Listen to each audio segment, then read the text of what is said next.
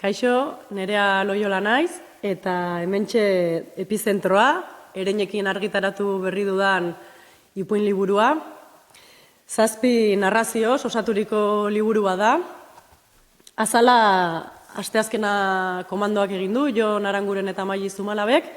Eta, azalarekin hasi naiz, hain zuzen ere kokatzen gaitu liburu honen epizentroan, ez? Haiek sorkuntza prozesuan esan ziaten bezala, harriak oztopatzen du inbutua, edo inbutuak oztopatzen du harria. Liburu honetan 7 istorio desberdin aurkituko dituzue, ipuinak autonomoak dira, ez dute azpiko haririk denak elkartzen ditunik, baino badu osotasun bat noski, ez?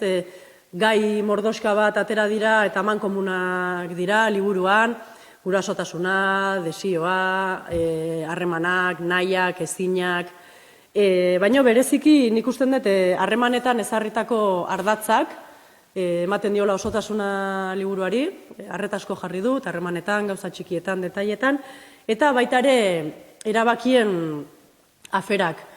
Izan ere, atzeko azalean azalduta dago bezala, eta igual irakurri egingo dut, ze hobeto dago hemen nire hitzekin esango dudana baino, gure buruan errotzen doazen erabakien, eta erabaki horiek benetan gauzatzearen artean dagoen amildegian, kokatzen dira sarri, ipuin hauetako protagonistak.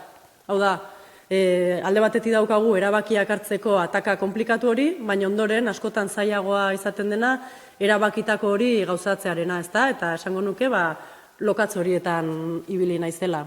Eta tire besterik gabe nire gonbidapena, ipuin laburtxoa da, freskoa, udarako eta denbora librerako bikaina, beraz, hementxe, nire proposamena.